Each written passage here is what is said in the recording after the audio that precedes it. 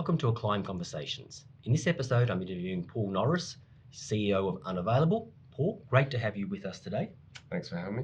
I'm going to talk to you a bit about your manufacturing business, high-end or fast fashion men's fashion for export, and you've got some particular parts of your business which is different to what I sort of see or understand garments and fashion to be in Vietnam. So it's quite unique, your business and how it's grown and why it is a leading player in Vietnam.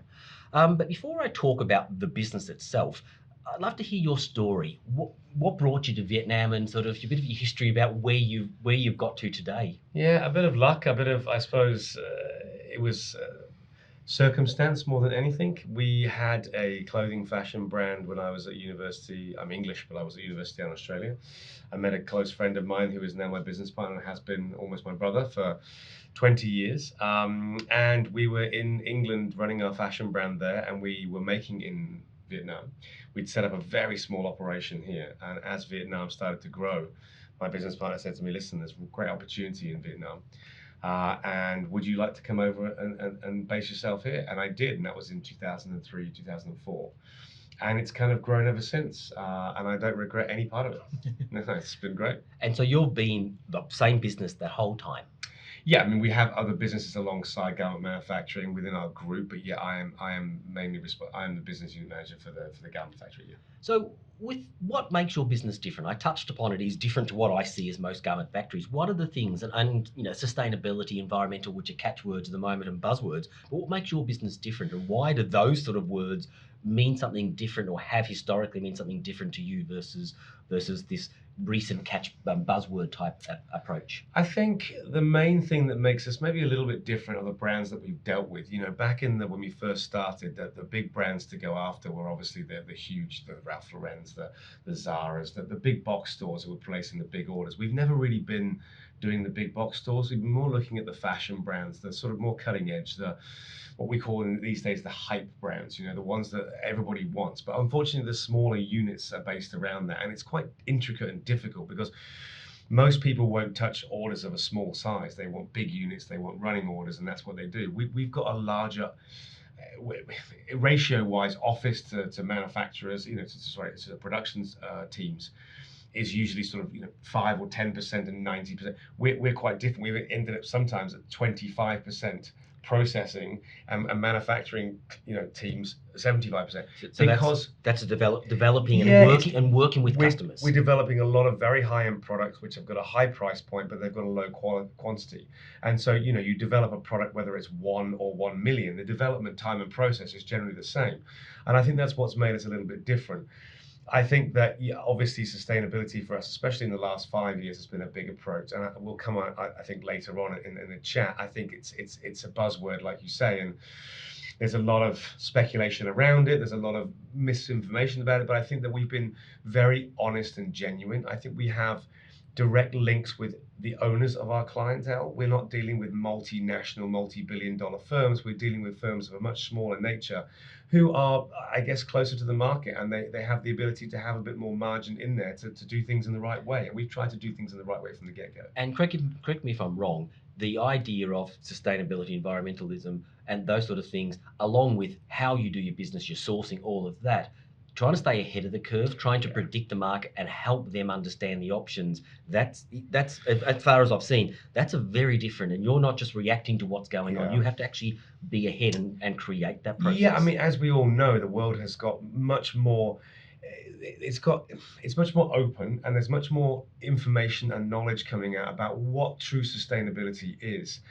And I think that there's no correct answer. It is what you perceive it to be, but there are a lot of facts and figures now. And I think sustainability can be, it's this, it's that. Actually, when you look at true sustainability, we're all learning. And I think what people have to realize is it's not intellectual property. We're all trying to do the best that we can for the world at large. And so it's not, I've got this and you've got that. It's an open approach. So you educate, you lead and educate. And they, in turn, educate us in some ways as well. If they're based in the UK, they've got more information on a certain topic, whereas we in the manufacturing world have got more information on this topic. And we learn together, and we come up with what we deem is the best way forward for that client and that product. Okay. Well, as I said, let's touch on that later. Sure. I want to talk now about COVID impact. Mm-hmm. You've had a business, been running since 2004. You had clients, you had orders, full production. Vietnam was doing quite well in 2020. 2021, May, thereabouts, things changed. Things did change. What was the impact in your business? How did you deal with that? And what did it mean for all aspects and the whole, our world was thrown upside down. So what did it mean for you? Yeah, we were, the Vietnamese government here did extremely well up until that point. And even during that point, as the entire world they got caught short, we all did. We thought we were okay. And the new Delta hit. And of course, Delta just spread more rapidly. And so we had very little time to prepare. And we actually ended up locking in our factory with 400 staff, and myself included, for what they thought was going to be 2 weeks, ended up being 11. This has an effect on production. This has an effect on mental health. And I'm not going to lie to you, it was a tough time for all, We have an amazing team who, when they said, would you lock in? I mean, a lot of people still wanted to, but they have children and what have you. So we were left with about 65% of our overall teams spread across the departments, and we made it work. We then had an outbreak in the factory, as many factories did. We dealt with it in the ways accordingly. I think that, yes, we took a hit. And what we were very lucky with was we kind of preempted this. We saw it coming. And since the beginning of the year, we'd hedged our bets and put a lot of financial resource into holding an enormous amount of raw materials. Because getting raw materials during lockdown was so hard. It was almost impossible, because a lot of manufacturers didn't lock in. They didn't do the 3-in-1. And of course, they were closed for 12 weeks. And then they were flat-footed coming in, because who was where? There were people everywhere, all over the country. As the rest of the world, it happened all over the world. We saw it worldwide. So we were enabled to continue production, and we were actually able to get back up to 65-70% of production by the end of lockdown. And so when we went in, I think October the 1st, we opened up, and we thought, well, how many staff are going to come back? What's our team going to look like? We had a 95% return rate, and by the end of week 2, we had a 99% return rate. And my team, hats off to them, were like, we know what's happened, we understand what's going on. We owe it to our clients, we owe it to our team, we owe it to ourselves to get back up. And they picked us up. And the last 3 months of the year were, I think, record months in efficiency and everything else. And you caught up to, obviously, with the efficiency to what your clients want. You got back up to the orders. You got took us back 6 months. Yep, you got 6 months, but we got back to where we. And again, I thank you to our clients who are understanding. Nobody cancelled anything, and nobody really put their foot. And why was that? Was that communication? Was that just commitment to the cause? How did you maintain that trust and relationship? We don't have clients that roll in and out every year. We've got long-standing clients, and generally we deliver, price, quality, lead time. Price, quality, lead time is the three important, and we've done it for year on year. So we've got a blip. So you got price, quality, lead time was it? Lead time was an issue, but they said, listen, we're not going to leave you high and dry. We're going to make some adjustments. They were making adjustments. Everybody was making adjustments. Because Vietnam was not unique at this stage. No, of course. It was, and I think that's the one positive thing, I guess, to come out of, sadly it hit Vietnam. We managed to ward it off for so long, but the rest of the world had been through it by that point. And because they'd been through it, they knew what was coming. So by the time we got to it, they were like, well, we understand. We've been through it ourselves. We sympathize with you. They were even sending us hampers and food and everything. What else can we do for you? It was a time where things could have really gone wrong, but in fact, it brought our teams, and I think our clients as well, as a group together. And we came out of it on top. Any lessons that you do things differently now because of that? I think that there's definitely been a change in COVID, after COVID. I think the cautions, I think when we sit and strategize about risk mitigation, I think sometimes prior to this date, it was taken rather more lightheartedly. Now contingency planning and risk is taken a lot more seriously, because who would have ever predicted that we would have gone through something like that. In 2019, it was never on the radar. People would have just laughed at you had you said it. And now risk mitigation, on not just another pandemic or anything, but anything that could sway our business, we now plan for. And we try and come up with contingency plans that we can put into effect very quickly. Yeah. And then China's going through, I think Shanghai last night reopened up. But prior to Shanghai's lockdowns in the portion of China, we've had energy issues, we've had delay issues. Yeah. China's caused issues. Now, what does that mean for your business? How has that impacted from supply chain, and particularly the way that your clients, customers are dealing with you, because they saw it in Vietnam and China and the impacts, parallels, differences, lessons? I mean, I do feel sorry for the guys operating in China right now. I think at the moment we've seen an enormous amount of people literally kind of walking out of China in their droves just for the uncertainty. They've had the power crisis, they've got the COVID that they're going through right now. They've got potential, political issues in the South China Sea with Taiwan and what have you. And I just think that there's a lack of stability, and where a client's concerned, that lack of stability is fearful. So and were they, and there's as far as I understand, there's been a lot of pricing unexpected pricing adjustments hitting out. from what I've heard, that they haven't come our way so much because we don't really have much to do with China anymore. We used to be heavily reliant on it, but we're not anymore. But yes, from what I've heard from other clients, there's massive price jumps because of XYZ. We know worldwide prices have come around. They've got extra costs because of COVID. They've got price jumps all over, and so they're just saying, listen, we've got 10%, and this is not at the time of ordering. This is before we deliver, and for that, that's another unstable point, which is going to lead clients to say too risky. So what does that mean for your business then? What is that meant? A lot of extra business to you? Does it mean that people are worried about Vietnam because it might be like China? Where does that leave things? There's it's double-edged sword, yes, and of course there's a lot more business coming our way, both from our existing clients and potential new clients. I think that the risk is there. You can't, how much do you want to grow? You've got to stick to your strategy. You can't get greedy in times like this, and then because if you try and expand too quickly and too rapidly, things can fall over, and we owe it to our clients to say, no, we've got a steady growth plan. Yes, we may exceed those growth plans in the next couple, but we're not looking to say, right, forget that, let's just go for broke and double down every year on year, which we could easily do, but at what cost? I think to add to that, there is going to be additional stress in Vietnam because we only have 100 million people. They have 1.2 billion people. China's been the manufacturing hub of the world for so many decades now. People are coming in here and setting up companies and factories in their droves. The stress next is going to be on the labor force. We're going to have to try and battle for what we've got in terms of good quality to people and a team with us. So labor cost is a risk moving forward. I think it will be. I think it's inevitable. I think the next, I think we're now, in our sector anyway, in the garment industry, I think we're now number 2 in the world in exports from garment. That may be wrong. I've correct my facts on that, but we're number 2 in the world. That's been a rapid growth from number 5 when we first got here. And as more people come in, you've only got so many people. And as we all know, youngsters don't necessarily want to go and work in a factory.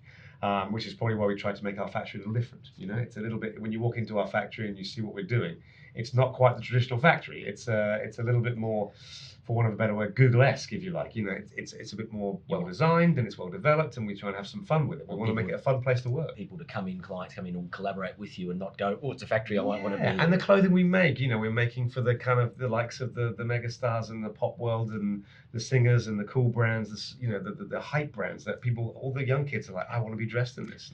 So back on the China, just to sort of explore. Now, there was orders that were pulled from China, couldn't be placed. There was, because large volumes that people have got to manufacture. To what extent did that hit Vietnam versus Central America versus other parts of Asia versus Central Europe, where things, the Turkeys, etc.? Where are those orders? Have you seen a lot of them? You may not have accepted them, but were they coming to Vietnam? Yeah, they were coming to Vietnam. I think they were going everywhere. Anybody who would accept them, because of course you've not just got capacity in terms of the actual manufacturing, you've got capacity in raw materials. We've had a 2-year COVID massacre across all businesses and industries. That puts pressure on farming, and we're 100% cotton pretty much. So when people aren't able to farm and they're not able to, they've got lack of workforce in the farms, or they've got in recent times they haven't got the fertilizers or whatever else, then the yield on their crop goes down. So there's a battle for raw materials, and the raw materials go up. Central America has been, at the moment, they've got a massive issue with shortage of cotton because there's big guys going in there and just buying up all the raw material.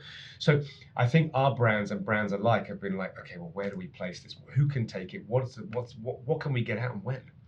So, but as you said before, you didn't accept everything. You had to be careful. No, we've tried to help our existing clients get where they wanted to be and trying to put what they've got. We haven't taken on new clients. We've gone, right, this is our existing client base. We're loyal to them. What can we do to make sure that they are getting what they need? And if we can help them, then it's good. Raw materials.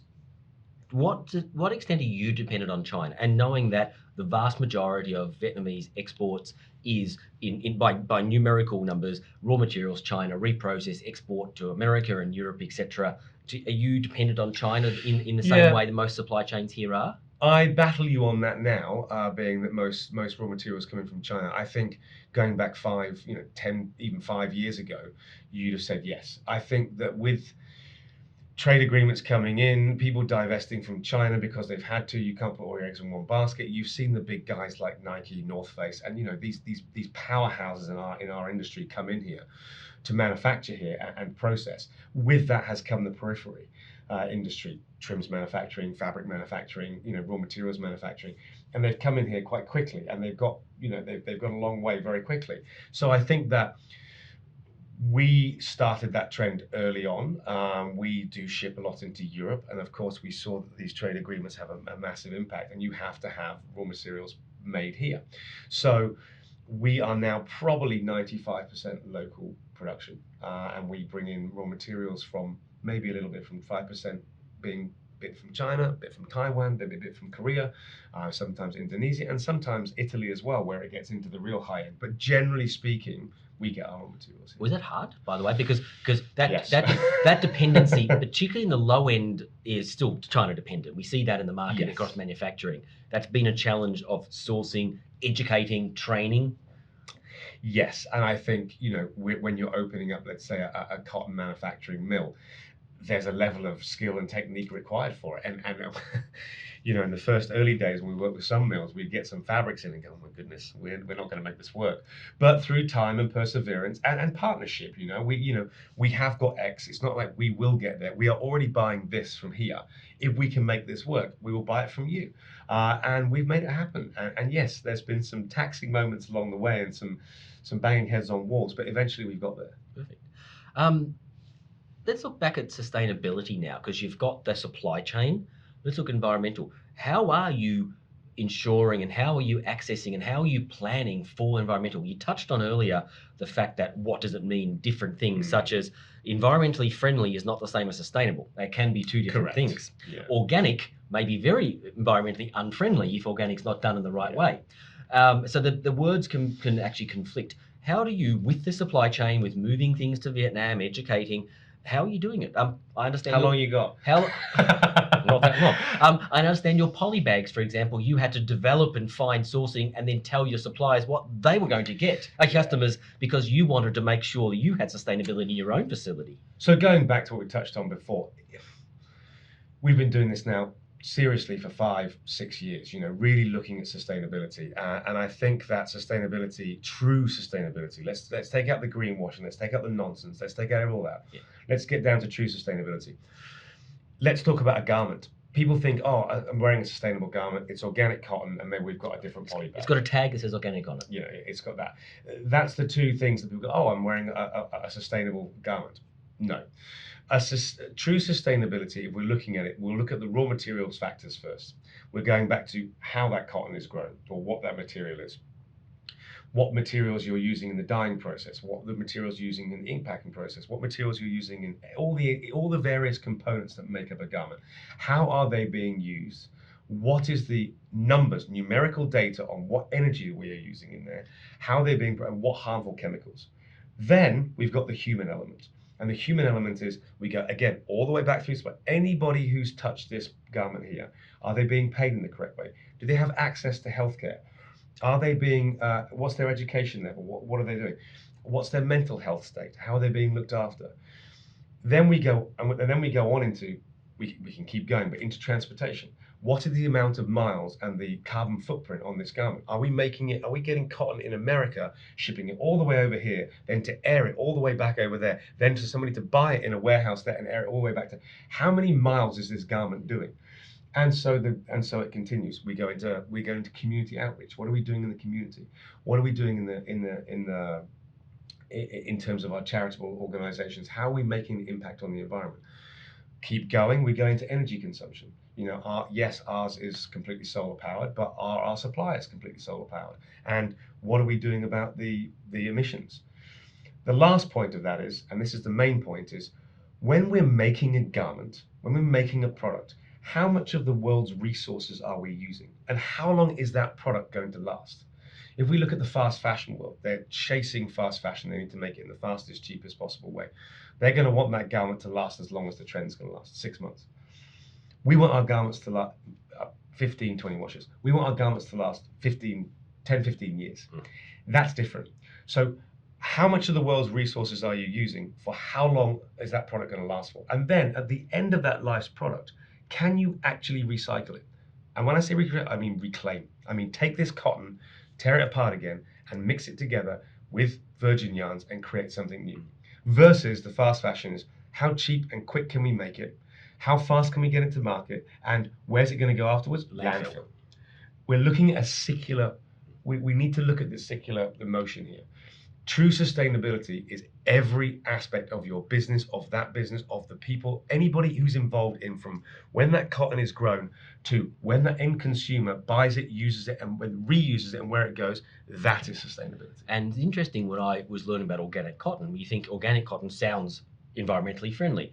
It uses more water, more power, takes more effort to do it because you aren't using chemicals, as good or bad as they are. But the organic actually takes more resources from the environment. Correct. And it damages because you're not putting things back into the soil. And actually you have the site, it's potentially damaging. Not to say it's the wrong thing to do, but that knowledge, a lot of consumers don't have that knowledge. So having to push that onto your customers and clients and making them understand and them want that. And I suspect there's a lot of pressure the other direction, but it's a constant process. And to be frank, that is where we have, I guess, the luxury, because the brands that we deal with, they're mostly direct to consumers, DCCs. So they're not selling to wholesale. They're not at the bottom end of the market. They are at the mid end of the market, and therefore they're more socially responsible because they have the ability to do so. It does cost more, to do things in the correct manner does cost more because you're abiding by the laws and the regulations that various governments put in place. But you're doing the right thing. We are having to do a lot of research, and that takes a team. We have a sustainability team on site for a 600-person factory. There are factories here that have 50,000 people that have the resources that we have, and that costs money. I was going to say, is that what you're seeing around Vietnam? Is the global demand pushing that, or are you sort of an outlier at the moment? I think everybody wants to be sustainable, but it's a very difficult question. Where do you start? I had the same, we sat there and said, where do we start? You have to pick a point. I think everybody gets there on their journey, and I think every government in the world will get there on their journey. I'm a bit more of a passionate person about that, and I say the time is now. In fact, the time was 50 years ago, but we've missed that. So the time is now. I will get there. It's not an excuse anymore. You can be more sustainable if you want to be, and you have to push as hard as you can, as fast as you can. And organic cotton was one of the things 10 years ago. We now know better. It's like smoking was okay 60 years ago. We now know better. We have to get there faster. And I think that the more different communities around the world and different governments put together big funds that are able to go and do real research and come out with numerical data that we believe at that time is going to do better, we have to use that data and therefore educate everybody that we can. So is the industry changing it fast enough at the moment? Or No industry is, in my mind. I mean, I could sit here, we could talk about that for hours, but I don't think the world is changing fast enough. But we are certainly pushing the envelope as hard as we can. Perfect. So where to? Where are you going? And I put it in the preface where you have got a fairly summer, Matt. I'm going on holiday. Thank you. So at the world at the moment, we've got sort of a flat economy. Put it like that. Less people will be going on holiday this year with you, Paul, because the globally there's flat. We're seeing consumption trends all around the place, and we've got sort of the fear of recession sitting in there. Is that where you see your business in Vietnam at the moment? What does the future hold? You mentioned before you can grow really fast, but you choose not to. What does the future hold? Where do you see things now and moving ahead, excluding your holiday? Where do you see things going? I think that Vietnam is probably coming into what's deemed as its golden hour. I think for those who are already here and established and set up, I think we have an opportunity here. We are well placed. We have a very stable government here. I think we have a stable workforce. I think if you're looking to come into Vietnam, I think you're going to find it tough at the moment because you haven't got the knowledge on the ground. And I think that the people who have been here for a while are going to battle to keep what they've got and what they've built.